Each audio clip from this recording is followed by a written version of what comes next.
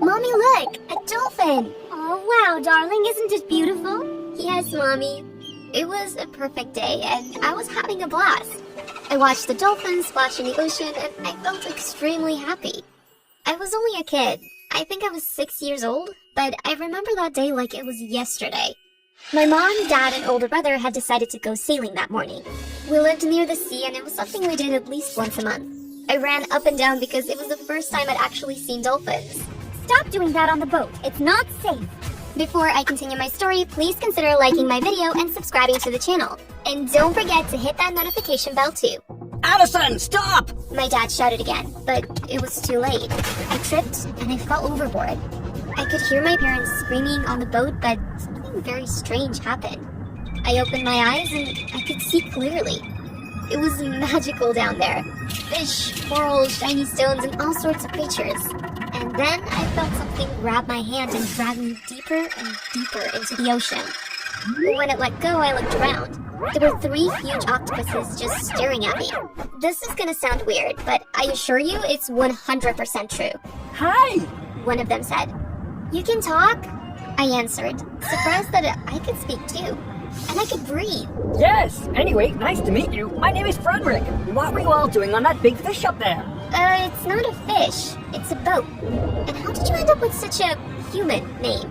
My dad named me that. Well, I'm going to bite your head now. He said. And then the thing bit me on the head. I didn't even know octopuses could bite. But then again, I was 6. I didn't exactly know much. Ouch! What did you do that for? You'll see. Then I felt something else grabbing me and pulling me to the shore. What was this? Was I dreaming? Addison! Addison! I heard my dad scream. I opened my eyes and he was dripping wet. Oh, thank goodness you're okay. You were down there for a really long time. When I finally found you, you were just staring at some seaweed. Why? I wasn't staring at seaweed. There were these 3 octopuses and one of them was talking to me. Then one of them bit me on the head. Yes, okay. Clearly you're not okay. We'll go home and take you to the hospital tomorrow. Suddenly I remembered the pain and I started crying. But my tears didn't feel like they usually did. They were really cold and heavy. And then I heard it. Clink, clink, clink. I looked around and I saw little gold coins. You're crying money, Addison. My mom screamed. But how is this possible? This isn't normal. What's going on? My dad said. My brother was jumping up and down. It was just total chaos. I pinched myself many times hoping to wake up from this weird dream, but there was no hope. It was all real. My mom got her handbag and started filling it up with the coins. I continued crying because I was really confused about what was happening to me. When we got home, my parents were really nice to me. After I got cleaned up, they wrapped me up in blankets and made me my favorite hot chocolate with lots of marshmallows. I remember falling asleep feeling really safe and secure. But that feeling didn't last very long. The next morning, I rolled over in bed and I opened my eyes. My mom was putting all of my favorite stuffed animals in a garbage bag. Mom, stop! What are you doing? I'm going to set them on fire. No! I screamed and then I started crying. And of course, I was still crying money instead of tears. I can't even begin to explain how uncomfortable that was. Hey, honey, she's still crying money. My mom shouted and my dad came in with a bag to collect the coins. At that point, I realized that my parents were making me cry on purpose. So, of course, that made me cry even more. Why would they do that to me? My own parents. Okay, you can stop now. You have to get ready for school. I went to school angrier than I'd ever been in my life, and I came home even more miserable. I went up to my room to play with my hamster Buttercup, but his cage was open and he wasn't there. Mom? Dad? Where's Buttercup? I shouted. My mom came straight up to my room. Well, a neighbor's cat came wandering in here earlier, so I decided to give her a snack. You fed Buttercup to the neighbor's cat? I felt heartbroken. I loved that hamster more than anything else in the world. I cried so much I felt like I could never stop. And both my mom and dad came to collect the money again. My parents would do horrible stuff like this to me at least twice a week. Eventually, I reached a point where I'd been so hurt by them that it was really hard for me to feel emotions and even harder for me to cry. In the past, they'd grounded me for no reason, forgotten my birthday, given me no Christmas presents, and they always fed me the most disgusting food ever. Like, can you imagine being forced to eat 2-week-old food? When I refused it, I'd become so hungry that, yep, you guessed it, I'd start crying. There was nothing my awful parents wouldn't do. There's even a time my mom came to my school dressed in a hideous outfit just to embarrass me. I had to wait until we got back to the car to start crying. And, of course, my parents were becoming richer and richer. But they'd only spend that money on themselves. My dad bought 2 new expensive cars, and my mom had all the latest designer outfits, bags, and shoes. My brother got lots of presents too. They were flaunting their money so much that all of their friends thought they'd received promotions. And you know what? They bought me nothing. It was so unfair. So when I turned 13, I decided to put my foot down. You all bought me nothing for my birthday again. It's because you're a lousy daughter. Do you think that's going to make me cry? Because it isn't. I'm gonna report you to the police. What are they gonna do? Believe that you cry money? And even if you provided it to them, they'd want to take you away to a lab and study you. You'd be locked up in a little room all alone for the rest of your life. You have no choice but to stay here. I realized that what she was saying was true. If anyone knew about my strange disorder, I'd be done for. I definitely didn't want to become anyone's lab rat. But you know what? I didn't cry. So they tried something new.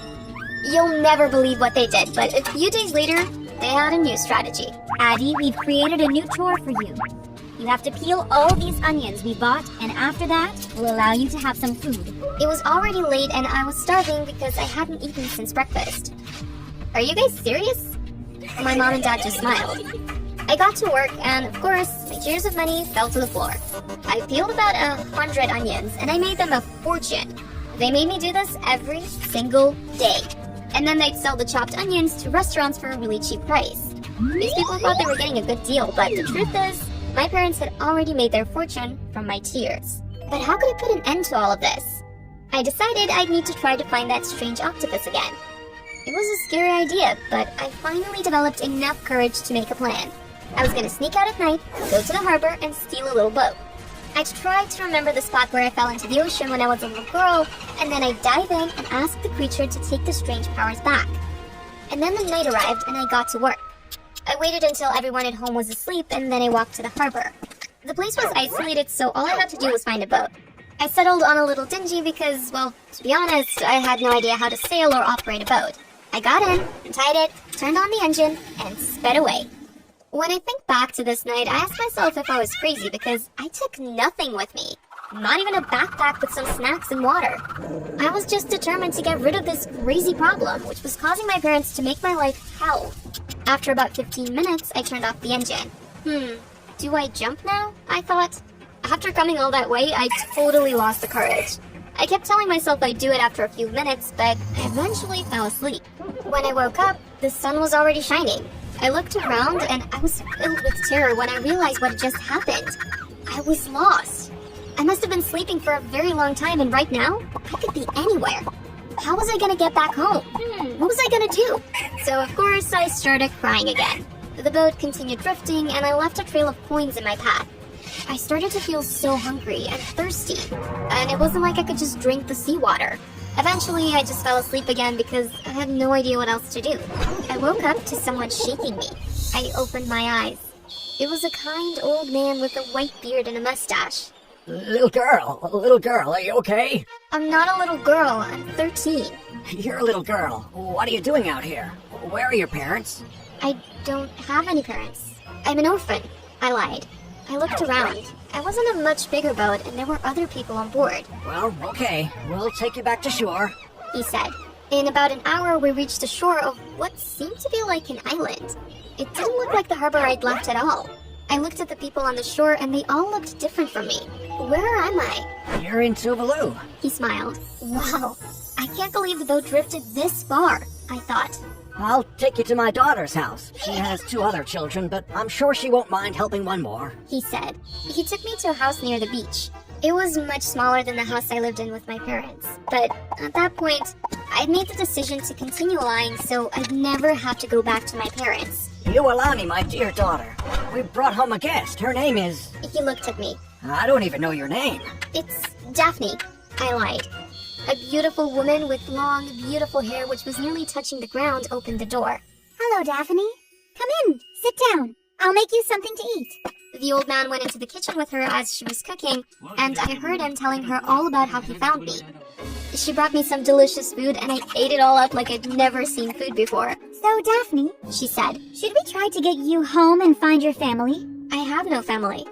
My parents fell off the boat I was on and they drowned. Oh no, sweetheart. You must be traumatized. Yes. Can I stay with you? Sure. We don't have much, but I'll try my best to make sure you're happy. Here, meet my 2 children. She introduced me to her 2 little girls. They were the cutest ever. One of them immediately held my hands and asked me to follow her to the beach. Now I spend most of my life on the beach with my new family. Of course, I have to go to school and do all of that regular stuff too, but this new identity is so much better for my mental health. Sometimes I do think about how difficult my life was and how horrible my parents were. And when I do, I end up crying. But I do it late at night on the dining table when everyone's asleep. So when Iwalani wakes up, she finds a pile of money on the table. It's helped with the family's finances a lot, and the best thing is, nobody knows where it came from. I'm just happy I have my freedom and that I'm not forced to do anything anymore. I'm not sure if my parents have been trying to look for me, but honestly, I don't care. I feel safe